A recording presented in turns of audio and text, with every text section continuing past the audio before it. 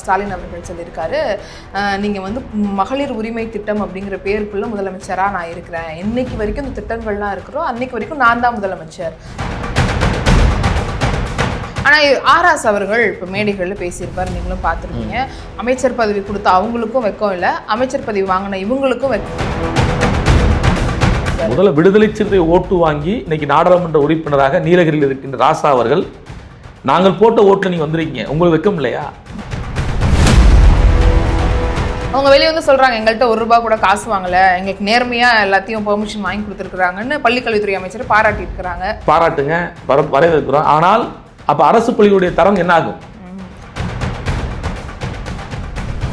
அப்போ இந்த மக்களை நீங்கள் பட்டியல் மக்கள் துப்புரவு பணியாளர்களை ஒரு கிள்ளுக்கிறையாக தான் எல்லா அரசும் பார்க்குறாங்க, நீங்களும் பார்க்குறீங்களா அப்படின்றதான் என்னுடைய கேள்வி.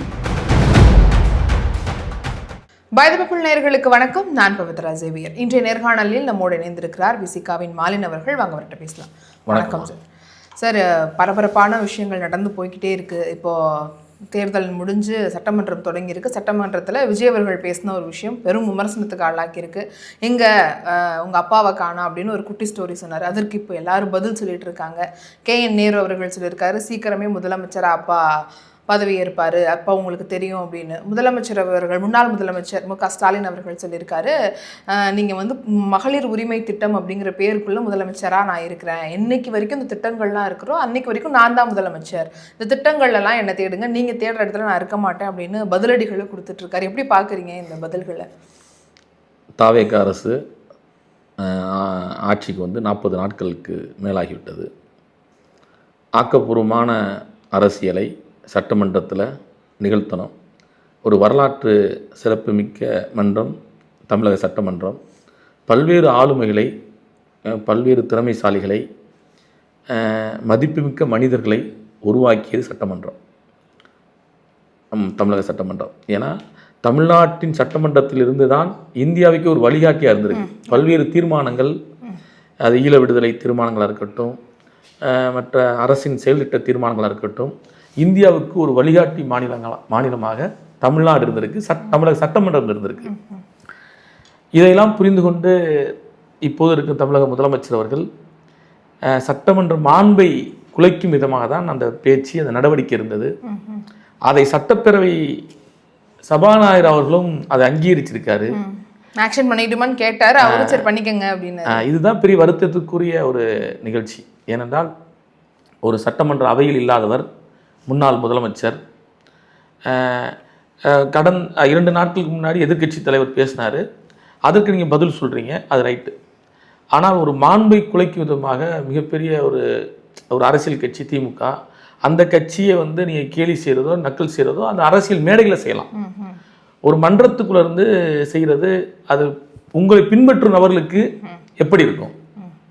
விஜய் அவர்கள் பின்பற்றுறாங்கல்ல, அந்த பின்பற்ற நபர்களுக்கு என்ன சொல்கிறீங்க நீங்கள்? தான் வாழ்ந்து காட்டுவது மூலம் பிறருக்கு வழிகாட்டுவதே சிறந்த பண்பு என்று தலைவர் எழுச்சி தமிழர் வந்து எழுதியிருக்காரு. அப்போ தான் வாழ்ந்து காட்டும் போது தான் உங்களுக்கு பின்னாடி இருக்கவங்க நல்வழிப்படுத்தி வருவாங்க. இப்போ நீங்களே வந்து பொதுவெளியில் வந்து ஒரு சட்டமன்றத்துக்குள்ளே இருந்துக்கிட்டு, ஒரு அவைக்குள்ளே இருந்துக்கிட்டு இப்படி பேசுவது நாகரிகம் பெற்றது.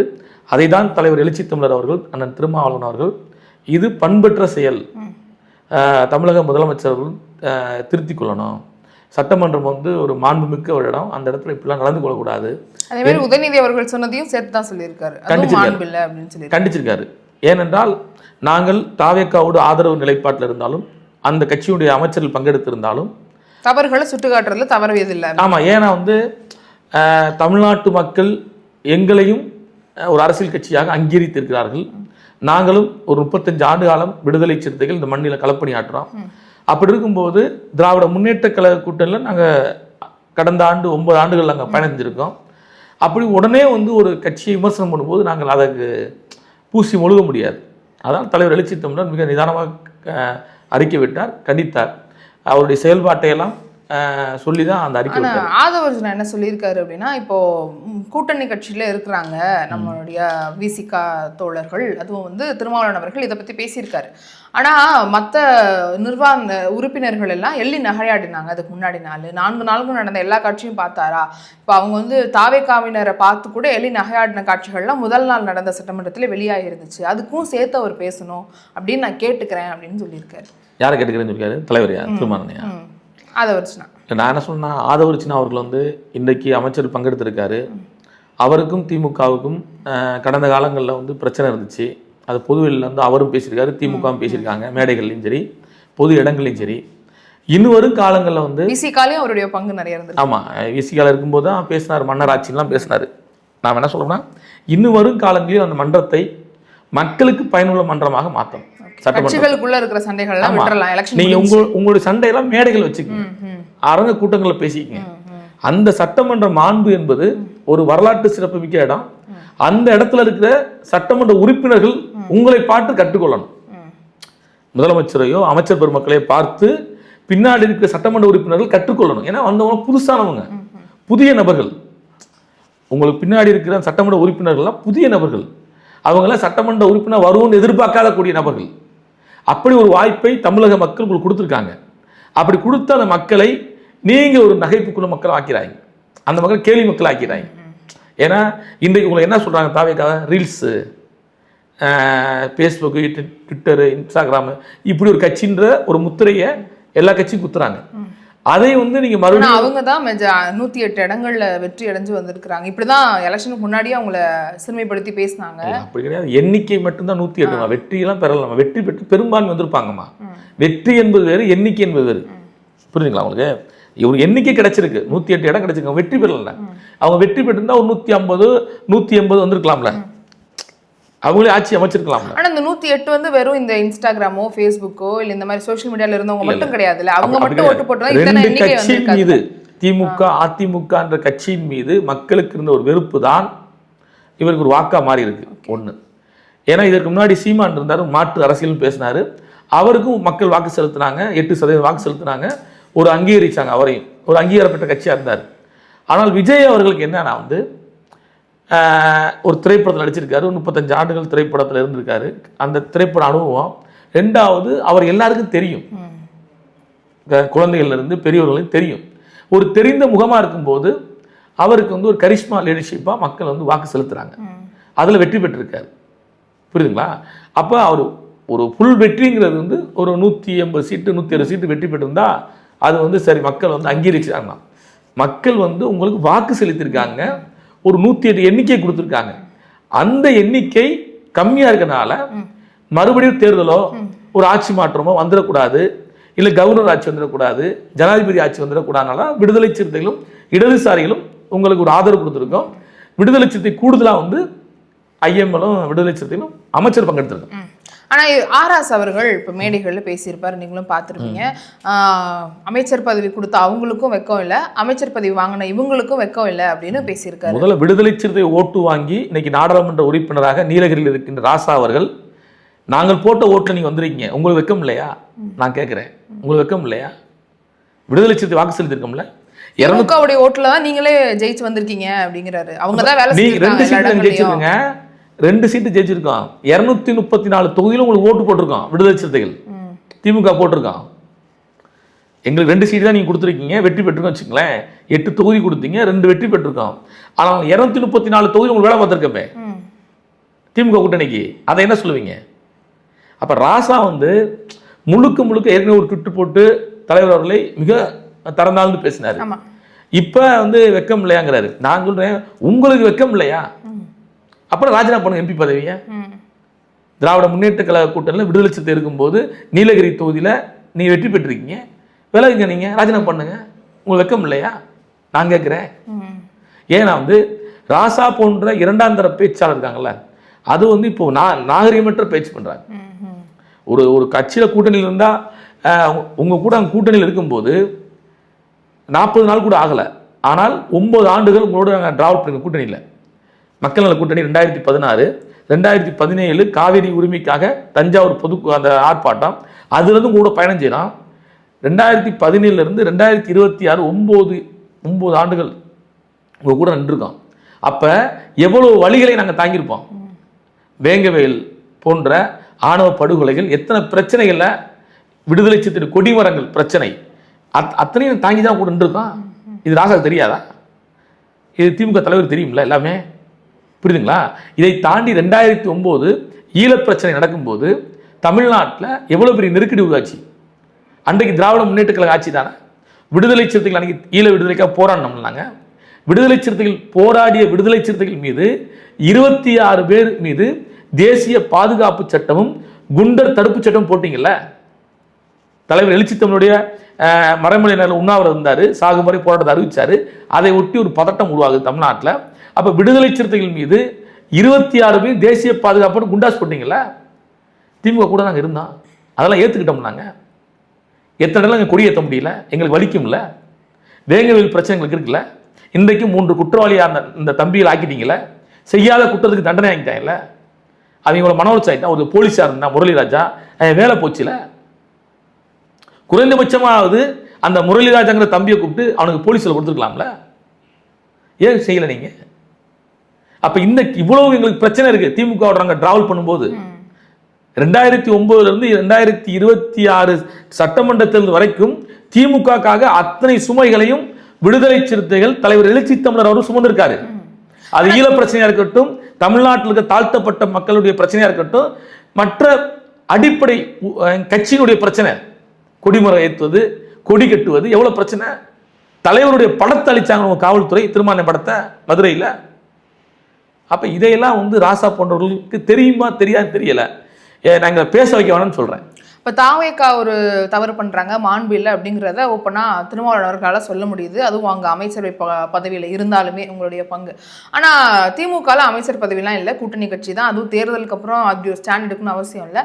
ஆனாலுமே அந்த காலங்களில் அவங்க கூட பயணம் செய்யும்போது அவங்களுடைய அழுத்தத்தின் பேரில் இருந்தீங்களா, இல்லை ஒரு மரியாதையின் நிமித்தமாக அதெல்லாம் பொறுத்துக்கிட்டீங்களா? என்ன காரணம்? விடுதலை சிறுத்தைகள் அந்த களத்தில் இணைஞ்சு நீங்கள் 2009 அந்த ஈழ விடுதலை நெருக்கடியான நேரத்தில் கூட நாங்கள் அவ்வளோ பெரிய போராட்டங்களை தமிழகத்தில் எடுத்தோம், புரியுதுங்களா? அது திமுக ஆட்சியில் இருந்தாங்க, நாங்கள் சண்டை போட்டு செஞ்சோம், காவல்துறையோட சண்டை போட்டிருக்கோம். ஆனால் பல்வேறு விமர்சனங்கள் வருது. இப்போ வேங்கவேல் ஆகட்டும், எல்லாத்துக்கும் விசிகா தொடர்ந்து குரல் கொடுத்து திமுகக்காக அடங்கி போறாங்க.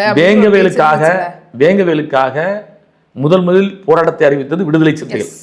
தமிழ்நாடே உலகமே புத்தாண்டு கொண்டாட்டத்தில் இருக்கும்போது டிசம்பர் 31 புதுக்கோட்டையில் ஒரு மிகப்பெரிய எழுச்சியான ஆர்ப்பாட்டத்தை நடத்தி அதுக்கப்புறம் தமிழ்நாடுக்குள்ள தெரிய வச்சுச்சு.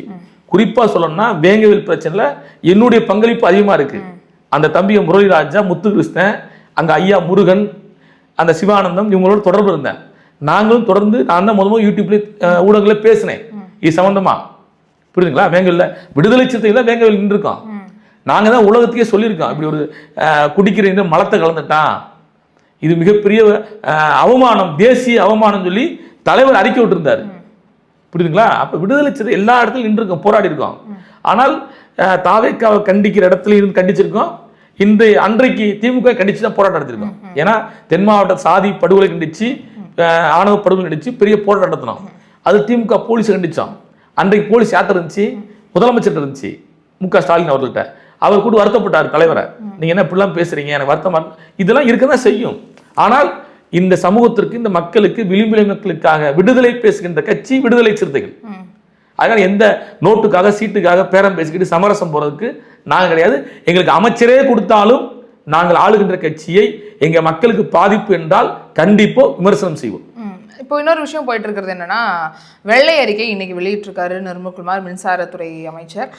நிறைய முறைகேடுகள் நடந்திருக்கு, ஏகப்பட்ட கடன் வாங்கியிருக்கிறாங்க, அதே மாதிரி எந்த முதலீடுகளும் பண்ணலை, நிறைய காலி பணியிடங்கள் இருக்குது, இது வரைக்கும் இவங்க என்ன பண்ணியிருக்கிறாங்க, 25 ஆண்டுகள் என்ன நடந்திருக்குங்கிறதையும், இப்போ இவங்க வந்த இந்த 40 நாட்கள் என்ன பண்ணியிருக்காங்க, இனிமேல் இவங்க இந்த 5 ஆண்டுகள் என்ன பண்ண போகிறாங்க அப்படிங்கிறதையும் ஒரு பெரிய விளக்கமாக கொடுத்துருக்கிறாரு. இதன் காரணமாக திமுகவும் அதற்கு முன்னாடி இருந்தவங்களும் ஒரு பெரிய ஊழல் செஞ்சுருக்காங்கன்ற குற்றச்சாட்டு நேரடியா வைக்கிறாரு. பார்ட்டி ஃபண்டுங்கிற விஷயத்தையும் பேசியிருக்காரு. எப்படி பாக்குறீங்க? வெள்ளை அறிக்கை என்பது ஊடகங்கள்ல தொடர்ந்து ஒரு 3-4 சட்டசபை தொடர்ந்து தொடர்ந்து பேசிக்கிட்டு இருக்கு. இன்னைக்கு அவர் விட்டதாக சொல்றீங்க, ஊடகங்கள் நம்ம பார்க்கல. ஆனா இருந்தாலும் ஆக்கப்பூர்வமான ஒரு அரசியலை வெள்ளை அறிக்கையை மக்களுக்கு தெளிவுபடுத்த வேண்டும். ஒரு குற்றச்சாட்டு சொல்வதற்காக திமுக குற்றச்சாட்டு பழி போடுவதற்காகவே அதுதான் அரசியல் என்றே செய்யக்கூடாது. ஏன்னா நீங்கள் இதை விட ஆக்கப்பூர்வமான பணிகள் நிறையா இருக்குது. இந்த மக்களுக்கு, தமிழ்நாட்டு மக்களுக்கு நிறைய செயல் திட்டங்கள் இருக்குது, வேலைகள் இருக்குது. அதனால் நீங்கள் திமுக டார்கெட் பண்ணுறதே வேணாம். செயல்பாடு போங்க. நீங்கள் செயல்படும் போதுதான் மக்கள் உங்களை ஏற்றுக்கொள்வார்கள். புரியுதுங்களா? நீங்க திமுக குறை சொல்லிக்கிட்டே இருந்தீங்கன்னா, திமுக ஊழல் பண்ணுச்சு, திமுக இவ்வளவு லேண்ட் எடுத்துருச்சு அப்படின்னு நீங்க சொல்லிட்டே இருந்தீங்கன்னா இது ஒரு பக்கம் சலிப்பாய்ப்படும், வெறுப்பாய்ப்படும். ஏனென்றால் இன்றைக்கு தமிழ்நாட்டு மக்கள் உங்களை ஒரு அதிகாரத்தை கொண்டு வச்சிருக்காங்க. அந்த மக்களுக்கு நன்மதிப்பு செய்வாரு நீ வேலை செய்யணும். அதை விட்டு குறை சொல்லிக்கிட்டே இருக்கக்கூடாது. ரெண்டாவது, பார்ட்டி ஃபண்டுங்கிறது பல்வேறு இந்தியாவில் கட்சிகள் தேர்தல் நிதியாக வாங்குவாங்க, கட்சி நிதியாக வாங்குவாங்க. இது பாஜக வாங்குது, பல கோடிகள்லாம் வாங்கியிருக்காங்க, இது நடந்திருக்கு. ஆனால் இவங்க என்ன சொல்றாங்கன்னா, ஊழலுக்குடைய பார்ட்டி ஃபண்டா வாங்குறாங்க, டெண்டர் விடுற போன்ற கான்ட்ராக்ட் விஷயத்துல பண்றாங்கிறாங்க. நான் என்ன சொல்றேன்னா, அப்படியே அவங்க நடந்திருந்தாலும் நீங்கள் அதை கண்டுபிடித்து நடவடிக்கை எடுங்க. ஓகே, ப்ரூஃபோட நடவடிக்கை எடுங்க. அதை இங்க யாரும் கேட்க முடியாது. ஆனால் பார்ட்டி ஃபண்டுன்னு சொல்லிட்டு நீங்க அரசுடைய கஜனாக்கு தான் இனிமே வரும்னு சொல்றது ஒரு ஆபத்தான அரசியல். அதுவே ஒரு ஊழல். அவங்க பார்ட்டி ஃபண்டுங்கிற பேர்ல எடுத்தா நீங்க அரசு கஜானாங்கிறதுல எக்ஸ்ட்ரா வாங்குறீங்களா? இதே தப்பானது. நீங்க இந்த வார்த்தையை நீங்க தப்பா சொல்றீங்க. இது தேவையில்லாது. கஜானாக்கு வராது, பார்ட்டி ஃபண்டு ஒழிக்கப்படும் சொல்லுங்க, அது மாற்றுக்கிறது கிடையாது.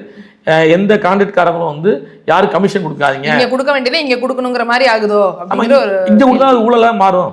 நீங்க கவர்மெண்ட்டுடைய கஜானாக்கு வரும்னு சொன்னாலும் அதுவும் ஊழல் தானே, ஊழல் அரசா மாறும்ல. அதனால பார்ட்டி ஃபண்டு ஒழிக்கப்படும். நீங்க எதுவா இருந்தாலும் மக்களுக்கான நியாயமான விஷயங்களை நாங்கள் செஞ்சு கொடுப்போம் அப்படின்னு சொல்லுங்க. ஏன்னா இன்றைக்கு தனியார் பள்ளிகளுக்கு இப்ப ஆரம்பிச்சிட்டாங்க. இப்ப லஞ்ச ஒழிப்புத்துறை 11 பேர் மேல லஞ்ச ஒழிப்புத்துறை வழக்கு பதிஞ்சு இன்னைக்கு ஏவாவேலு அவர்களுடைய நிறுவனம் ரைடு போயிட்டு இருக்கு. நல்ல விஷயம் தான், நீ செய்யுங்க. ஊழல் பண்ணா கைது பண்ணுங்க, உங்களை சிறையில் அடைங்க, அது மாற்றுக்கிறதே கிடையாது எங்களுக்கு. நான் என்ன சொல்றேன்னா, இன்றைக்கு தனியார் பள்ளிகளுக்கு நீங்க இவ்வளவு மத்திய அரசு கொடுத்துருக்கு, சிபிஎஸ்இ பள்ளி திறந்துட்டு இருக்கீங்க, நீங்களும் அதுக்கு சப்போர்ட்டா இருந்திருக்கீங்க. இப்போ 250 மேற்பட்ட பள்ளிகள் தனியார் சிபிஎஸ்இ பள்ளி உருவாக்க காரணமா இந்த 40 நாட்கள் நீங்க இருந்திருக்கீங்க. புரியுதுங்களா? அப்ப அரசு பள்ளியோட நிலை என்ன ஆகும்? அவங்க வெளியே சொல்றாங்க, எங்கள்கிட்ட ₹1 கூட காசு வாங்கல, எங்களுக்கு நேர்மையா எல்லாத்தையும் பெர்மிஷன் வாங்கி கொடுத்துருக்காங்கன்னு பள்ளிக்கல்வித்துறை அமைச்சர் பாராட்டி இருக்கிறாங்க. பாராட்டுங்க, வரவேற்கிறோம். ஆனால் அப்ப அரசு பள்ளிகளுடைய தரம் என்ன ஆகும்? அதிகமான தனியார் பள்ளிகள் வரும்போது அரசு பள்ளிகள் காலியாகும், காணாம போகும். அப்ப இதை கவனத்தில் எடுத்துக்கணும் அரசு. ஏனென்றால் நீங்கள் தனியார்மையை ஊக்குவிக்க எப்படி அரசு மருத்துவமனைக்கு போகாமல் இன்றைக்கும் பல்வேறு மருத்துவமனைகளை போய் பல லட்சங்களை கொடுத்து ஏமாந்து பிரசவத்திற்காக ஸ்கேனுக்காக கொடுத்து ஏமாந்த மக்கள் இன்னைக்கு ரோட்டில் திடுறாங்க. எத்தனையோ சொத்து இழந்து திடுறாங்க, எத்தனையோ போய் உயிரிழந்திருக்காங்க.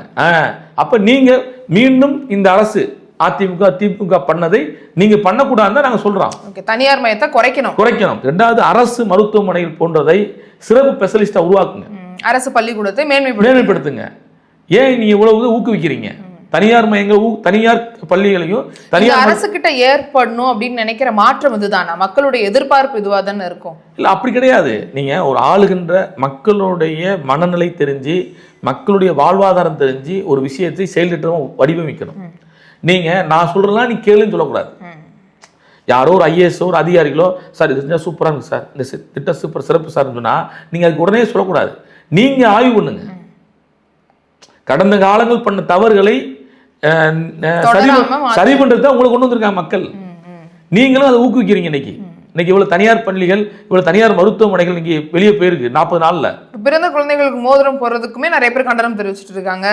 விடுதலை சிறுத்தைகளே மறுபரிசீலனை. ஏன்னா நீங்க அரசு மருத்துவமனையில் கிடக்கும் குழந்தைகளுக்கு தாய்மாமன் திட்டங்கிற பேர்ல மோதிரம் கொடுக்குறீங்க. ஆனா அதே அந்த பிரசவம் பார்க்குற அந்த குழந்தைகள் மருத்துவமனைகளுக்கு ஸ்கேனோ இல்லை மற்ற உபகரணங்களையோ இல்லை தரமான மருத்துவமனையை உருவாக்குங்க. புரியுதுங்களா? ஏன்னா சில குழந்தைகள் இன்றைக்கும் தனியார் மருத்துவமனை குழந்தை பெறுவதற்காக ஸ்கேன் பண்ணுறதுக்காக மருத்துவமனையில் அட்மிட் ஆகுறாங்க, பல லட்சம் செலவு பண்ணுறாங்க. அப்போ நீங்கள் அரசு மருத்துவமனையை நீங்கள் அந்த தரத்துக்கு கொண்டு வந்தீங்கன்னா மக்கள் இங்கே வர போகிறாங்க. அந்த மோதிரத்துக்கு பதிலாக அந்த மருத்துவமனைகள் தரம் உயர்த்தலாம். நிறைய பேர் மக்கள் பயனடைவாங்க. ஏன்னா தனியார் மருத்துவமனை இன்னைக்கு மக்கள்கிட்ட இந்த பிரசவ சம்பந்தம் நிறைய பிடுங்குறாங்க. புரியுதுங்களா? அப்போ இதை கட்டுப்படுத்தலாம். அப்போ அரசு மருத்துவமனைகளை செய்கிறத நாங்கள் சொல்கிறோம். இந்த திட்டத்தை பரிசீலனை செய்யுங்கிறான். ஓகே சார், கண்டிப்பாக இந்த மாதிரி விஷயங்கள்லாம் அரசு செய்யணும் அப்படிங்கிறதுல எந்த ஒரு மாற்று கருத்துமே இல்லை. இப்போ தூய்மை பணியாளர்களுடைய விஷயம் அப்படிங்கிறது இப்போ திரும்ப உருவெடுக்குது. ஏன்னா திமுகவும் அதை பற்றி பேசியிருக்காங்க. சட்டமன்றத்தில் உதயநிதி அவர்களும் கேட்டிருந்தாரு, போராட்டம் பண்ணுறாங்க, அதுக்கு என்ன பதில் சொல்கிறீங்க அப்படின்னு. விவசாயிகளுடைய போராட்டங்களும் பேசப்படுது. ஆனால் தாவேக அரசு இந்த போராட்டங்களை பற்றி கவனம் செலுத்தாமல் அதற்கு பதில் வேற மாதிரி கொடுக்குறாங்க. இது திமுகவுடைய தூண்டுதல்களால் பண்ணுறதுன்னு விவசாயிகளுடைய போராட்டமாகட்டும், தூய்மை பணியாளர்கள் போராட்டத்தை பற்றி கருத்திலே எடுத்துக்கல. எப்படி பார்க்குறீங்க இந்த கடந்த ஆட்சியில், திமுக ஆட்சியில் தூய்மை பணியாளர் சென்னை போன்ற மதுரை போன்ற இடங்கள்ல பெரும் போராட்டம் நடத்தினாங்க. அப்போ நீங்கள் பணிகளை கூப்பிட்டு இன்றைய முதலமைச்சர் அவர்கள் அந்த தூய்மை பணியாளர்களுக்கான ஆதரவு கொடுத்து, நான் உங்களுக்கு கூட நிற்பேன், நாங்கள் ஆட்சிக்கு வந்து அவங்களுக்கான எல்லா விஷயத்திலையும் கவனம் செலுத்துவேன் கடுமையாக விமர்சனம் பண்ணி அறிக்கை விட்டாரு, பேசினாரு. அந்த மக்களுக்கு ஒரு ஆதரவு நிலைப்பட்டு அன்றைக்கு எடுத்தாரு. அதில் மறுப்பு சொல்ல. இன்றைக்கு நீங்கள் ஆட்சிக்கு வந்துட்டீங்க. நீங்கள் ஆட்சிக்கு வந்த தூய்மை பணியாளருடைய வாழ்வாதாரத்திற்காக என்ன செயல் திட்டத்தை நீங்கள் உருவாக்க போறீங்க? ஒன்று. ரெண்டாவது, தூய்மை பணியாளருடைய குழந்தைகள் கல்வி சம்பந்தமாக நீங்கள் என்ன செயல் திட்டத்தை கொண்டு வர போறீங்க? இன்றைக்கு 12 மாநகராட்சியில் தூய்மை பணியாளருடைய வாழ்வாதாரம் பாதிக்கப்படுது. தனியார் மயமாக தனியார் மயக்கு விடுறதுனால தூய்மை பணியாளருடைய வாழ்வாதாரம் பாதிக்கப்படுது. கோடி கணக்கில் இதில் ஊழல் நடக்குது. தூய்மை பணியாளர்களுடைய அந்த டெண்டர் முறையில் கோடிக்கணக்கான இது நடக்குது. இன்றைக்கும் ஒரு தூய்மை பணியாளர் சரியான கைவுறை கிடையாது, சரியான காலுக்கு செருப்பு கிடையாது. அவங்க வேலை செஞ்சுட்டு போனால் கைகளுக்கு சோப்பு கிடையாது. இதுலெல்லாம் முறைகேடு ஊழல் நடக்குது, பெரும் ஊழல் நடக்குது. புரியுதுங்களா? ரெண்டாவது, அவங்களோட உடை இருக்குல்ல, தூய்மை பணியாளர் உடை இருக்குல்ல, அவங்களுக்கு எத்தனை உடை கொடுத்துருக்கீங்க? ஒரு உடையை தான் கொடுத்துருக்கீங்க. ஒரு உடையை துவைச்சு போட்டு டெய்லி வர வேலைக்கு, அதையே துவைக்காம போட்டு நிறைய பேர் வாங்க. இன்றைக்கு எல்லா அரசு துறைகளிலுமே பணி செய்கின்ற அரசு அலுவலகங்கள் பணி செய்கின்ற அரசு ஊழியர்கள் 58 வயசுக்கு மேலே ரிட்டையர்ட் ஆகும்போது ரிட்டையர்ட் ஆகி மீண்டும் 10 ஆண்டுகள் பென்ஷன் வாங்கி அரசு பணத்தில் சாப்பிட்டு தூங்கிட்டு நிம்மதியாக இருக்கிறாங்க. ஆனால் துப்புரவு பணியாளர்கள் இந்த துறையில் வேலை செஞ்சுக்கிட்டு அந்த கழிவுனா என்ன கழிவுனா, அரசு ஆஸ்பத்திரிகள் இருக்குல்ல, தனியார் மருத்துவமனைகள், அந்த குப்பை அள்ளும்போது கையில் ஊசி குத்திடும். அந்த பாட்டில் உடஞ்ச பாட்டில் குத்திடும்.